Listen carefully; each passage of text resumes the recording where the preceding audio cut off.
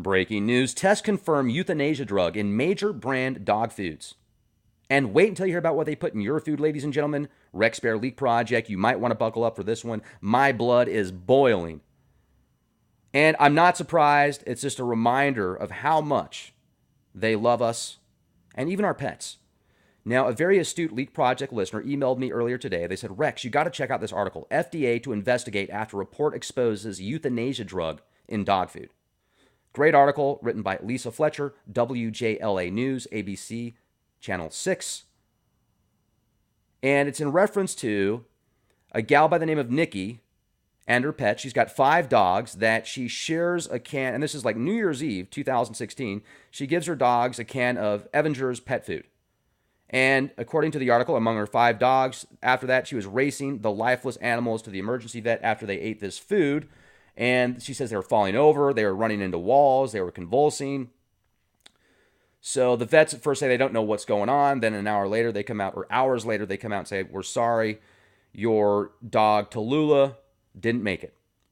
So the dog dies after eating this pet food. So the family's like, well, what's going on here? So they take the pet food, what's left of it, they take it to a specialized laboratory, and they also take their lifeless pet Tallulah to a veterinarian pathologist for a post-mortem examination.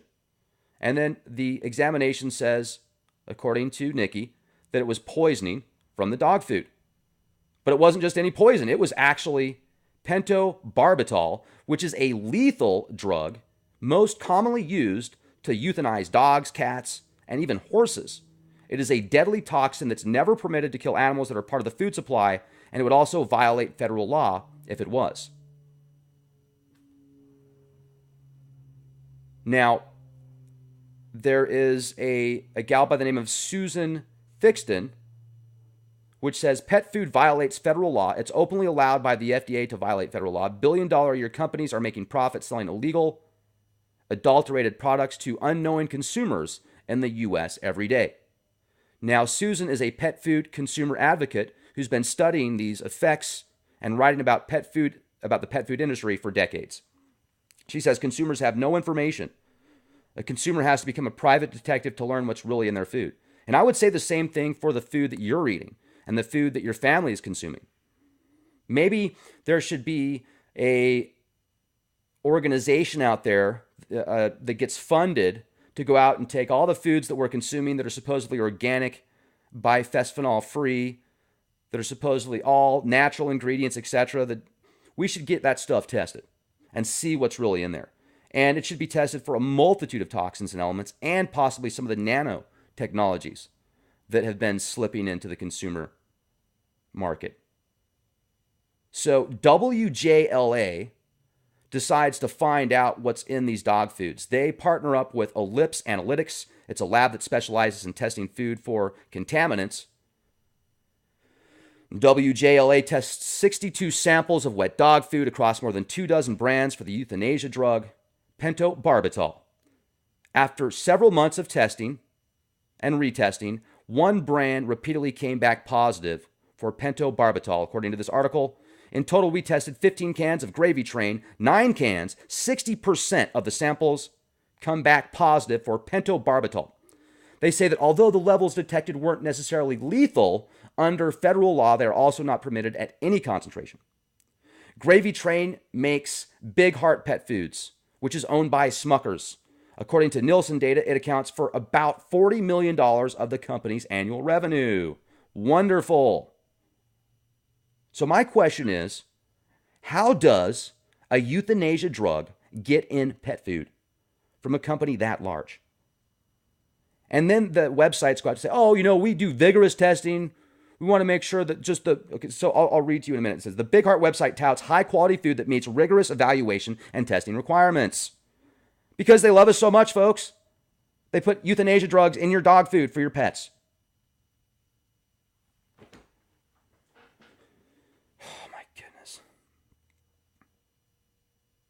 Big Heart Brands, the maker of Meow Mix, Milk Bone, Kibbles and Bits, 9 Lives, Natural Balance, Pup Peroni, Gravy Train, Nature's Recipe, Canine Carryouts, Milo's Kitchen, Alley Cat, Jerky Treats, Meaty Bone, Pounce, and Snossages. Adulterated ingredients, which are defined partly as an animal which has died otherwise than by slaughter, is illegal in all human food and food for animals. Well, the FDA acknowledges it is violating its laws and states, according to this article, pet food consisting of material from diseased animals or animals which have died otherwise than by slaughter, which is in violation of 402A5, will be considered fit for animal consumption. Okay. So they're eating other animals that were killed with euthanasia drugs. Is that it? Or do they just put the drug in there and they like throw it in the mix when they're mixing all this crap up? I worked in Iowa once on the road. There's a pet factory out there, northern Iowa, and it just stunk. The whole town reeked. Pet food. Wow. So you can read this article, ABC6onyourside.com. FDA to investigate after report exposes euthanasia drug in dog food. Now, what's in your food? What's in your food, ladies and gentlemen? Well, let's look at some of the good stuff in your food. You know, the 10 toxic ingredients. We'll look at a few more, but here's a quick 10. Palm oil. How much food do you have and consume that's got palm oil in it? Shortening, white flour, rice, pasta, and bread, which is bleached. High fructose corn syrup, which oftentimes has mercury in it, about half the time. Artificial sweeteners like aspartame and now neotame. Genetically modified E. coli feces. Highly toxic stuff. It's in almost everything now. And there's certain neotames that they can label as natural now. Oh yeah, because it's just a little bit, right? It's just a little bit. Just a little bit. Sodium benzate, potassium benzate, BHA, sodium nitrates, blue, green, red, and yellow dyes. 1, 2, 3, 4. It's good. It's really good for your thyroid, your bladder, your kidney. It's linked to brain cancers and stuff like that. But hey, just a little bit. Monosodium glutamate, MSG, flavor enhancers. Oh yeah, that stuff's good too. And what about TSP, trisodium phosphate, that's found in many popular breakfast cereals? Well, it's just a little bit. So if you go to Snopes, they'll say, oh yeah, paint thinner and all, but it's just such a small amount, it won't hurt you. It's just a little bit. Just a little bit. Okay. So how many people out there eat breakfast cereal every day, and then you find out that TSP, trisodium phosphate, which is used to clean toilet bowls, but they don't recommend it because it can stain. Here, let me read this to you real quick. Although it is still active ingredient in some toilet bowl cleaners, TSP is generally not recommended for cleaning bathrooms because it can stain metal fixtures and can damage grout. It can damage grout, stain metal fixtures. But if it's just a little bit in your cereal, it's going to be just fine for your stomach. It's going to be just fine for your digestive tract. It's going to be just fine for your nervous system, according to Snopes. Because Snopes loves us too. Snopes is, really, they love us, guys. They love us big time. You should read the article. Is paint thinner trisodium phosphate found in cereals? Trisodium phosphate is a common and safe additive used in small amounts in various foods, not a form of paint thinner. It's not a form of paint thinner, huh? Well, gee, looks like, what is this right here? I'm right here on Amazon, heavy duty cleaner for preparation of painting, clean surface and preparation for painting for better durability and adhesion. The original deck and siding cleaner effectively controls lead paint dust. Harmful if swallowed. Eye and skin irritant, may cause burns. See other cautions on back panel. This is trisodium phosphate. You can pick up a box today for less than $4. What about arsenic and lead and BPA found in many formulas? Great. An alarming study released Wednesday, this is USA Today, an alarming study released Wednesday found many baby food products test positive for arsenic, including 80% of infant formulas. And that's not the only dangerous contaminant found. The Clean Label Project, a nonprofit advocating for transparent labeling, tested baby food, infant formulas, toddler drinks, and snacks purchased within the last 5 months. The group, which did not publish its findings in a peer-reviewed journal, I got to zoom in on this a little bit. This is like tiny font here. They didn't publish their findings in a peer-reviewed journal. They looked at top-selling formulas in baby food using Nielsen data, included emerging national brands. After about 530 baby food products tested, researchers found 65% of products tested positive for arsenic, 36% for lead, and 58% for cadmium, and 10% for arsalamide. I don't even know what that is. Arcalamide, is that another paint cleaner, heavy-duty cleaner? It's got to be good for you. Jennifer Lowry, a pediatrician and toxicologist at Children's Mercy Hospital in Kansas, not affiliated with the research, says these chemicals can affect fine motor skills and cognition. You don't say. Hey everybody, my name's Captain Obvious. How's it going? Yeah, you probably shouldn't have that stuff in food. It's probably not that good for you. But doctors will say, you know what? It's okay. It's just a little bit. We've done all these tests and it show everything's fine. It's okay. I don't use common sense. I just go off what these tests say. I just read this stuff that these people that are supposed to have, all this research and all this knowledge and all this power and all this money because they're these big corporations. I mean, they're these big industries. They're just scientists that are not associated with any industries or, they don't have any conflict of interest, these people that do these studies. No. No conflict of interest whatsoever. Hello, McFly. Bingo. Wake up, ladies and gentlemen. Wake up. And I know most of you that are listening to this podcast are awake. That's for those of you that aren't. You might want to consider an opportunity to break out of the matrix.